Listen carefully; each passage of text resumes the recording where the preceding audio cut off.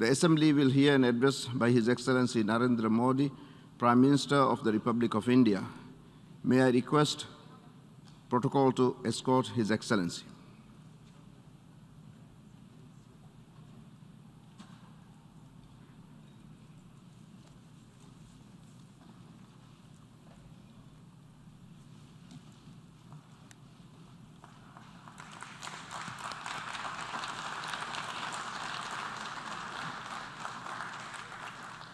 I have great pleasure in welcoming His Excellency Narendra Modi, Prime Minister of the Republic of India.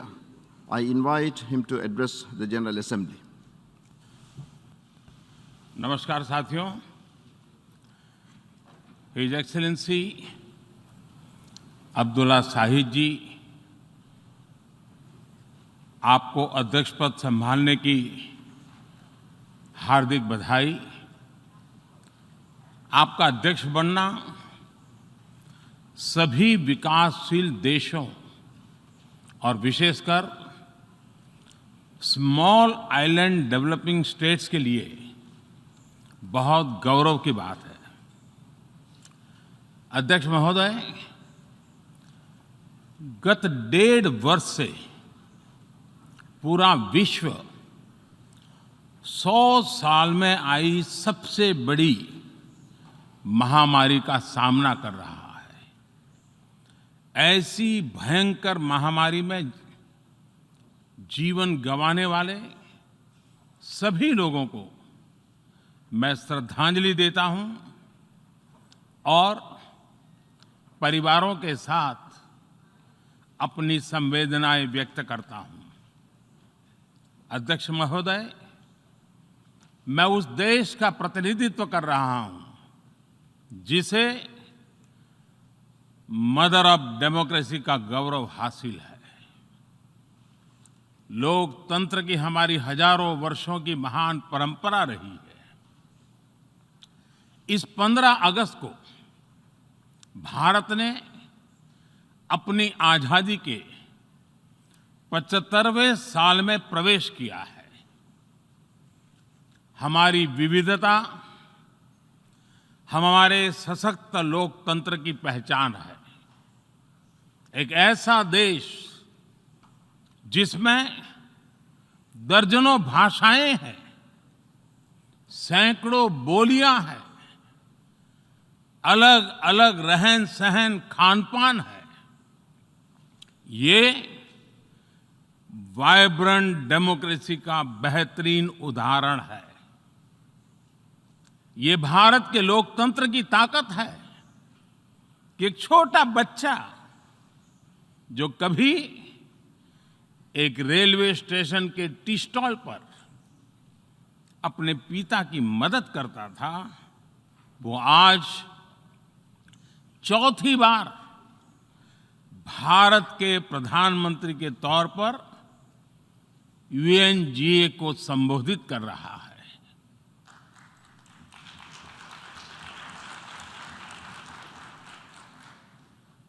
सबसे लंबे समय तक गुजरात का मुख्यमंत्री और फिर पिछले 7 साल से भारत के प्रधानमंत्री के तौर पर मुझे हेड ऑफ गवर्नमेंट की भूमिका में देशवासियों की सेवा करते हुए 20 साल हो रहे हैं।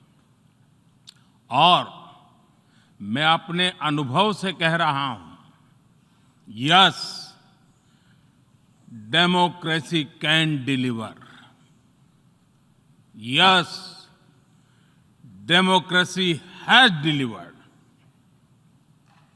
अध्यक्ष महोदय, एकात्म मानव दर्शन के प्रणेता पंडित दीनदयाल उपाध्याय जी की आज जन्म जयंती है। एकात्म मानव दर्शन यानी इंटीग्रल ह्यूमनिज्म, अर्थात स्व से समष्टि तक विकास और विस्तार की सहयात्रा। Expansion of the self, moving from individual to the society, the nation and entire humanity. और ये चिंतन अंत्योदय को समर्पित है। अंत्योदय को आज की परिभाषा में where no one is left behind कहा जाता है। इसी भावना के साथ भारत आज इंटीग्रेटेड, इक्विटेबल डेवलपमेंट की राह पर आगे बढ़ रहा है। विकास सर्वसमावेशी हो, सर्वस्पर्शी हो, सर्वव्यापी हो, सर्वपोषक हो, यही हमारी प्राथमिकता है। बीते 7 वर्षों में भारत में 43 करोड़ से ज्यादा लोगों को बैंकिंग व्यवस्था से जोड़ा गया है, जो अब तक इससे वंचित थे। आज 36 करोड़ से अधिक ऐसे लोगों को भी बीमा सुरक्षा कवच मिला है, जो पहले इस बारे में सोच भी नहीं सकते थे।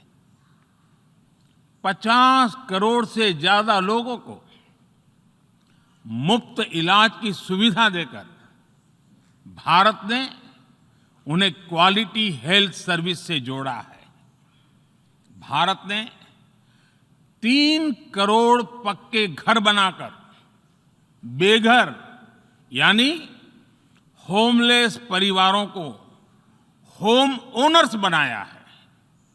अध्यक्ष महोदय, प्रदूषित पानी भारत ही नहीं, पूरे विश्व और खासकर गरीब और विकासशील देशों की बहुत बड़ी समस्या है। भारत में इस चुनौती से निपटने के लिए हम 17 करोड़ से अधिक घरों तक पाइप से साफ पानी पहुंचाने का बहुत बड़ा अभियान चला रहे हैं। विश्व की बड़ी-बड़ी संस्थाओं ने ये माना है कि किसी भी देश के विकास के लिए वहां के नागरिकों के पास जमीन और घर के प्रॉपर्टी राइट्स यानी ओनरशिप का रिकॉर्ड होना बहुत जरूरी है। दुनिया के बड़े-बड़े देशों में बड़ी संख्या में ऐसे लोग हैं जिनके पास जमीनों और घरों के प्रॉपर्टी राइट्स नहीं है। आज हम भारत के 6 लाख से अधिक गांवों में ड्रोन से मैपिंग कराकर करोड़ों लोगों को उनके घर और जमीन का डिजिटल रिकॉर्ड देने में जुटे हैं। ये डिजिटल रिकॉर्ड प्रॉपर्टी पर विवाद कम करने के साथ ही access to credit, bank loan तक लोगों की पहुंच बढ़ा रहा है। अध्यक्ष महोदय, आज विश्व का हर 6ठा व्यक्ति भारतीय है। जब भारतीयों की प्रगति होती है तो विश्व के विकास को भी गति मिलती है। When India grows, the world grows.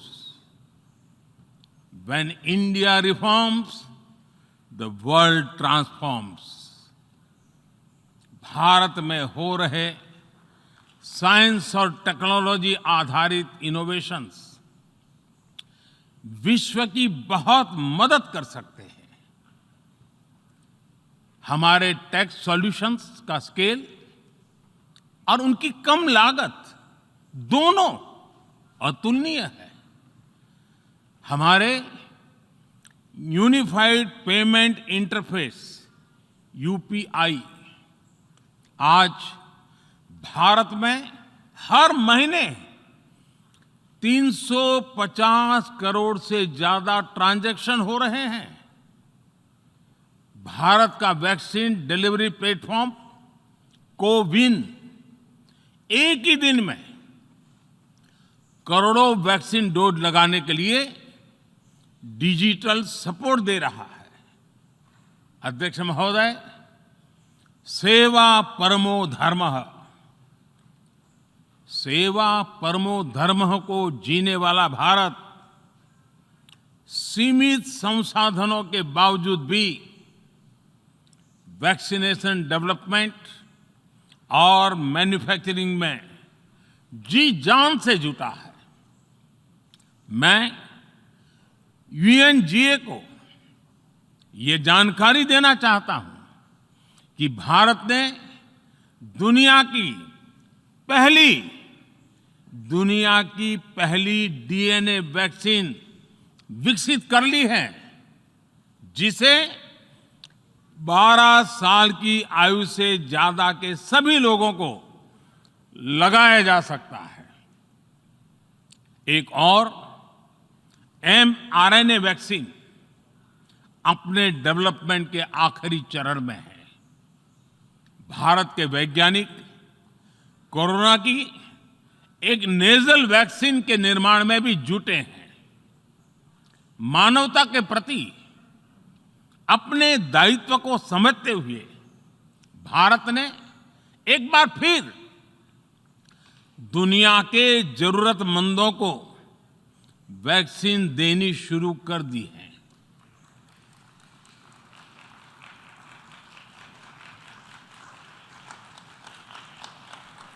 मैं आज दुनिया भर के वैक्सीन मैन्युफैक्चरर्स को भी आमंत्रित करता हूं, कम मेक वैक्सीन इन इंडिया। अध्यक्ष महोदय, आज हम सब जानते हैं कि मानव जीवन में टेक्नोलॉजी का कितना महत्व है, लेकिन बदलते हुए विश्व में टेक्नोलॉजी विथ डेमोक्रेटिक वैल्यूज, ये सुनिश्चित करना भी आवश्यक है। भारतीय मूल के डॉक्टर्स, इनोवेटर्स, इंजीनियर्स, मैनेजर्स किसी भी देश में रहें, हमारे लोकतांत्रिक मूल्य उन्हें मानवता की सेवा में जुटे रहने की प्रेरणा देते रहते हैं। और ये हमने इस कोरोना काल में भी देखा है। अध्यक्ष महोदय, कोरोना महामारी ने विश्व को ये भी सबक दिया है कि वैश्विक अर्थव्यवस्था को अब और अधिक डाइवर्सिफाई किया जाए। इसके लिए ग्लोबल वैल्यू चेन्स का विस्तार आवश्यक है। हमारा आत्मनिर्भर भारत अभियान इसी भावना से प्रेरित है। ग्लोबल इंडस्ट्रियल डाइवर्सिफिकेशन के लिए भारत विश्व का एक लोकतांत्रिक और भरोसेमंद पार्टनर बन रहा है। और इस अभियान में भारत ने इकोनॉमी और इकोलॉजी दोनों में बेहतर संतुलन स्थापित किया है। बड़े और विकसित देशों की तुलना में क्लाइमेट एक्शन को लेकर भारत के प्रयासों को देखकर आप सभी को निश्चित ही गर्व होगा। आज भारत बहुत तेजी के साथ 450 गीगावाट रिन्यूएबल एनर्जी के लक्ष्य की तरफ बढ़ रहा है। हम भारत को दुनिया का सबसे बड़ा ग्रीन हाइड्रोजन हब बनाने के अभियान में भी जुट गए हैं। अध्यक्ष महोदय, हमें अपनी आने वाली पीढ़ियों को जवाब देना है कि जब फैसले लेने का समय था, तब जिन पर विश्व को दिशा देने का दायित्व था, वो क्या कर रहे थे। आज विश्व के सामने रिग्रेसिव थिंकिंग और एक्सट्रीमिज्म का खतरा बढ़ता जा रहा है। इन परिस्थितियों में पूरे विश्व को साइंस बेस्ड रैशनल और प्रोग्रेसिव थिंकिंग को विकास का आधार बनाना ही होगा। साइंस बेस्ड अप्रोच को मजबूत करने के लिए भारत एक्सपीरियंस बेस्ड लर्निंग को बढ़ावा दे रहा है। हमारे यहां स्कूलों में हजारों अटल टिंकरिंग लैब्स खोली गई हैं, इंक्यूबेटर्स बने हैं और एक मजबूत स्टार्टअप इकोसिस्टम विकसित हुआ है। अपनी आजादी के 75 वर्ष के उपलक्ष्य में जब हम आजादी का अमृत महोत्सव मना रहे हैं, भारत 75 ऐसे सैटेलाइट्स को अंतरिक्ष में भेजने वाला है जो भारतीय विद्यार्थी स्कूल कॉलेजों में बना रहे हैं। अध्यक्ष जी, दूसरी ओर रिग्रेसिव थिंकिंग के साथ जो देश आतंकवाद का पॉलिटिकल टूल के रूप में इस्तेमाल कर रहे हैं, उन्हें ये समझना होगा कि आतंकवाद उनके लिए भी उतना ही बड़ा खतरा है। ये सुनिश्चित किया जाना बहुत जरूरी है कि अफगानिस्तान की धरती का इस्तेमाल आतंकवाद फैलाने और आतंकी हमलों के लिए न हो। हमें इस बात के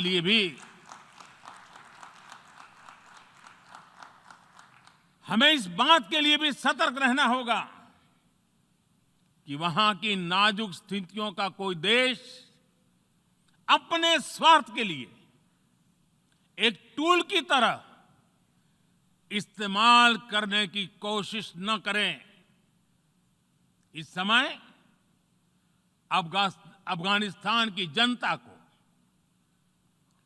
वहां की महिलाओं और बच्चों को, वहां की माइनॉरिटीज को मदद की जरूरत है और इसमें हमें अपना दायित्व निभाना ही होगा। अध्यक्ष महोदय, हमारे समंदर भी हमारी साझी विरासत है, इसलिए हमें ये ध्यान रखना होगा कि ओशन रिसोर्सेज को हम यूज करें, एब्यूज नहीं। हमारे समंदर अंतर्राष्ट्रीय व्यापार की लाइफलाइन भी है। इन्हें हमें एक्सपांशन और एक्सक्लूजन की दौड़ से बचाकर रखना होगा। रूल बेस्ड वर्ल्ड ऑर्डर को सशक्त करने के लिए अंतर्राष्ट्रीय समुदाय को एक सुर में आवाज उठानी ही होगी। सुरक्षा परिषद में भारत की प्रेसिडेंसी के दौरान बनी विस्तृत सहमति विश्व को मैरीटाइम सिक्योरिटी के विषय में आगे बढ़ने का मार्ग दिखाती है। अध्यक्ष महोदय, भारत के महान कूटनीतिज्ञ आचार्य चाणक्य ने सदियों पहले कहा था, कालातिक्रमणात् काल एव फलम पिबति। जब सही समय पर सही कार्य नहीं किया जाता तो समय ही उस कार्य की सफलता को समाप्त कर देता है। संयुक्त राष्ट्र को खुद को प्रासंगिक बनाए रखना है तो उसे अपनी इफेक्टिवनेस को सुधारना होगा, रिलायबिलिटी को बढ़ाना होगा। यूएन पर आज कई तरह के सवाल खड़े हो रहे हैं। इन सवाल को हमने क्लाइमेट क्राइसिस में देखा है, कोविड के दौरान देखा है, दुनिया के कई हिस्सों में चल रही प्रॉक्सी वॉर, आतंकवाद और अभी अफगानिस्तान के संकट ने इन सवालों को और गहरा कर दिया है। कोविड के ओरिजिन के संदर्भ में और ease of doing business ranking को लेकर वैश्विक गवर्नेंस से जुड़ी संस्थाओं ने दशकों के परिश्रम से बनी अपनी विश्वसनीयता को नुकसान पहुंचाया है। ये आवश्यक है कि हम यूएन को ग्लोबल ऑर्डर, ग्लोबल लॉज और ग्लोबल वैल्यूज के संरक्षण के लिए निरंतर सुदृढ़ करें। मैं नोबेल पुरस्कार विजेता गुरुदेव रविंद्रनाथ टैगोर जी के शब्दों के साथ अपनी बात समाप्त कर रहा हूं। शुभो कर्मोपोथे, शुभो कर्मोपोथे, धोरो निर्भयो गान, शोभ दुर्बल सौन्योष होक अवसान। अर्थात अपने शुभ कर्म पथ पर निर्भीक होकर आगे बढ़ो, सभी दुर्बलताएं और शंकाएं समाप्त हो। ये संदेश आज के संदर्भ में संयुक्त राष्ट्र के लिए जितना प्रासंगिक है, उतना ही हर जिम्मेदार देश के लिए भी उतना ही प्रासंगिक है। मुझे विश्वास है हम सबका प्रयास विश्व में शांति और सौहार्द बढ़ाएगा, विश्व को स्वस्थ, सुरक्षित और समृद्ध बनाएगा। इन्हीं शुभकामनाओं के साथ बहुत बहुत धन्यवाद। नमस्कार।